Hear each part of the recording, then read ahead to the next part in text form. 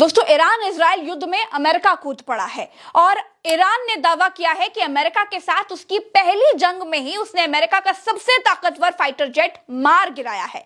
America का सबसे ताकतवर फाइटर जेट जो कि F-35 स्टेल्थ फाइटर जेट है, उसे ईरान ने मार गिराया है। दोस्तों, इस फाइटर जेट की एक खासियत यह है, कोई रडार इसको भांप नहीं सकता है, इसका पता नहीं लगा सकता है। इस फाइटर जेट के लिए कहा जाता है कि यह आकार में बेहद बड़ा और चपटे आकार का होता है, जिसकी वजह से कोई भी रडार इसका पता नहीं लगा सकता है। और इस तरह के 3 फाइटर जेट, एक नहीं दोस्तों, 3 फाइटर जेट ईरान ने अमेरिका के साथ की पहली जंग में ही मार गिराए हैं। हालांकि अमेरिका ने यह दावा किया कि अमेरिका ने ईरान के बड़े बड़े परमाणु ठिकानों जैसे कि नंतास, जैसे कि एस्फहान और दूसरा फोर्दो, जो कि बड़े परमाणु ठिकाने कहे जाते हैं, अमेरिका का कहना है कि इन तीनों ठिकानों पर एक साथ अमेरिका ने बहुत बड़ा हमला किया है, जिसके बाद तबाही मची हुई है। लेकिन ईरान ने यह साफ कह दिया है कि अमेरिका के ऐसे किसी भी हमले की वजह से कोई परमाणु लीकेज, कोई भी तरह की मानवीय हानि, किसी भी तरह की कोई क्षति नहीं हुई है। ईरान ने ये बिल्कुल साफ कहा है। और दोस्तों, जो बात अमेरिका ने कहा कि उन्होंने ईरान के इन 3 परमाणु ठिकानों पर हमला किया है, जिसके बाद ईरान में तबाही आ गई है, उनकी इस बात का खंडन, उनकी इस बात को झूठा साबित उन्हीं के अधिकारी कर रहे हैं। दोस्तों, आपको बता दें, अमेरिका के जो पूर्व अमेरिकी हथियार निरीक्षक हैं, जिनका नाम स्कॉट रिटर है, जो कि इराक में तैनात हैं, उन्होंने एक्स पर ये लिखा है कि ट्रंप ने जो ये दावा किया है कि उन्होंने सक्सेसफुल ये हमले किए जो कि ईरान के 3 परमाणु ठिकानों पर किए, जिसे ध्वस्त किया ट्रंप ने, वो झूठ है, वो ठीक नहीं है। स्कॉट रिटर ने यह दावा किया है कि जहां पर ट्रंप ने, यानी कि जहां पर अमेरिका ने हमला किया, उसके पहले इजराइल इन ठिकानों पर हमला कर चुका था। वो जगह पहले से ही खंडहर थी, उन खंडहरों पर अमेरिका ने फिर से हमला किया, जिसकी वजह से अमेरिका का हमला करने का कोई मतलब ही नहीं हुआ। जिसकी ठीक बात ईरान ने यह बात कही कि उनको इस हमले से कोई फर्क नहीं पड़ा है, लेकिन ईरान चुप नहीं बैठा। दोस्तों, ईरान ने इसके बाद अमेरिका पर हमला नहीं किया, ईरान ने इजराइल पर हमला किया और अमेरिका को बर्बाद कर, अमेरिका के तमाम एयर बेसेस जो कि मिडिल ईस्ट में है, उन्हें जहन्नुम बना देने की कसम खाई है। ये बात ईरान ने कह दी है कि अगर अमेरिका ऐसा करता रहा तो उसके जितने ट्रूप्स हैं मिडिल ईस्ट में, वो सब जहन्नुम बना दिए जाएंगे। लेकिन जो इजराइल पर हमला किया, वो ताबड़तोड़ हमला किया, वो बहुत बड़ा हमला किया।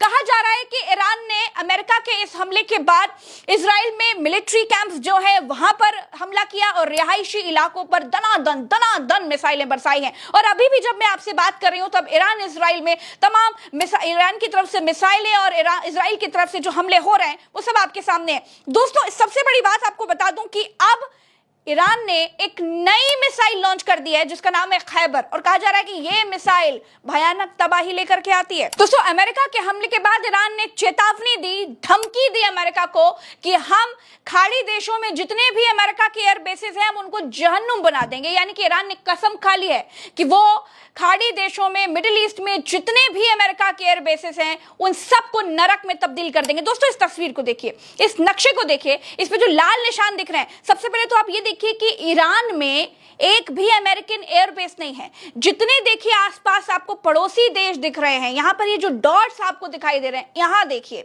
कितनी जगह पर अमेरिकन ट्रूप्स आपको नजर आ रही है। और इन्हीं ट्रूप्स को कहा है ईरान ने कि हम तबाह कर देंगे, बर्बाद कर देंगे, नरक बना देंगे। दोस्तों, ईरान की धमकी सीधे अमेरिका के लिए है। और दोस्तों, सबसे बड़ी बात कि अब ईरान ने एक नई मिसाइल लॉन्च कर दी है, खैबर, जो कि बड़ी तबाही लाने वाली होती है। और दोस्तों, इस बीच एक बात यह भी है कि ईरान में 5.1 मैग्नीट्यूड का एक जबरदस्त भूकंप आया है, जिसने तमाम इमारतों को हिलाकर रख दिया है। और कहा जा रहा है कि ये जो भूकंप है, ये अमेरिका के हमले के ठीक 1-2 दिन पहले के है। तो अमेरिका के ठीक हमले के कुछ समय पहले आया ये भूकंप क्या कहता है, ये भी बहुत बड़ा सवाल है। लोग सवाल कर रहे हैं कि क्या ईरान ने परमाणु परीक्षण कर लिया है?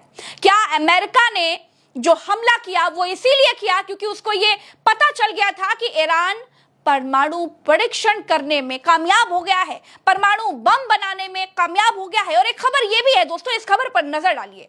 यह खबर ये कहती है कि अमेरिकी हमले से पहले ही फोर्दो में, जो कि यूरेनियम का बड़ा जखीरा जहां पर था, वो ईरान ने मूव करके कहीं और शिफ्ट कर दिया है। तो अब इन तीनों कड़ियों को जोड़िए। पहली कि ईरान ने अमेरिकी हमले से पहले जो फोर्दो था, जहां पे उनका जखीरा था यूरेनियम का, उसको उठा करके कहीं और मूव कर लिया।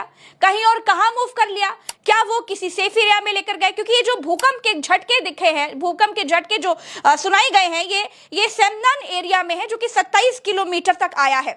क्या यहां पर वो यूरेनियम लेकर के आया गया और क्या परमाणु बना लिया गया और वो परमाणु परीक्षण किया गया, जिसकी वजह से इतना तीव्र 5.1 मैग्नीट्यूड का ये भूकंप आया ईरान में? और उसके ठीक कुछ समय के बाद अमेरिका ने ये समझते हुए हमला कर दिया ईरान के ऊपर। दोस्तों बहुत सारे सवाल हैं, बहुत सारी थ्योरीज हैं, इसलिए मैं आपको एक एक करके सब कुछ बताते जा रही हूं। दोस्तों एक चीज ये भी है कि अमेरिका ने जो हमला किया ईरान के ऊपर, उसके बाद खुद अमेरिका में बगावत नजर आ रही है। आपको बता दूं कि यूएस के जो सांसद है, खुद अमेरिका के जो सांसद हैं, वो ट्रंप के हमले की निंदा कर रहे हैं। दोस्तों तमाम यूएस के रिप्रेजेंटेटिव्स हैं, वो ये कह रहे हैं कि ईरान पर जो हमला किया है अमेरिका ने, ये बेहद गलत है, ये बेहद निंदनीय है। दोस्तों और मैं आपको बताऊं कि ईरान में जिस तरीके से ये हमला अमेरिका का हुआ है, उसके बाद तमाम देश अब ईरान के साथ आ गए हैं। जो ईरान के दुश्मन हुआ करते थे, वो देश भी अब ईरान के साथ आने के लिए मजबूर हो गए हैं। तो किस तरीके से अमेरिका के हमले के बाद ईरान के हाथ और खुल गए हैं, वो भी मैं आपको बताती चल रही हूं। दोस्तों अमेरिका का ईरान पर हमला करना ईरान को किस तरीके से मजबूत कर गया, वो भी देखिए। आपको एक बात बता दूं कि तमाम इस्लामिक कंट्रीज मीटिंग्स कर रही थी। OIC जो कि एक ऑर्गेनाइजेशन है, जो कि इस्लामिक कंट्रीज के हितों को लेकर के ऑर्गेनाइजेशन काम करती है, वो ऑर्गेनाइजेशन जो मीटिंग्स कर रही थी ईरान को लेकर के, अब उसमें भी इस बात की चर्चा होने लगी है कि अमेरिका ने जो ईरान के साथ किया वो बिल्कुल ठीक नहीं, क्योंकि ये दो देशों की लड़ाई थी, ईरान और इजराइल की। और अब अमेरिका का कूदना कहीं इसे एक नई वॉर या फिर एक बड़ी लड़ाई या फिर वर्ल्ड वॉर में तब्दील तो नहीं कर देगा, क्योंकि सवाल उठ रहे हैं कि अमेरिका जब खुल करके ईरान के साथ आ गया है तो रशिया भी पीछे नहीं हटेगा। आपको बता दूं कि रशिया ने क्या कहा।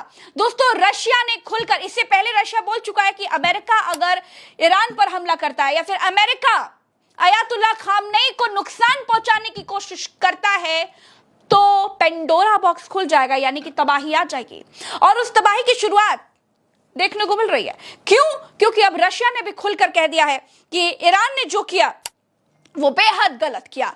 ट्रंप ने एक नई वॉर छेड़ दी है, एक नई लड़ाई छेड़ दी है, ये बात रशिया ने खोलकर कह दी है। दोस्तों अब मैं आपको बताती हूं कि कितने सारे देश ईरान के साथ आ गए हैं। दोस्तों मैं आपको बताऊं कि सऊदी अरब, जो कि खुल करके ईरान का समर्थन नहीं कर रहा था, अब वो भी ईरान के साथ आ गया है।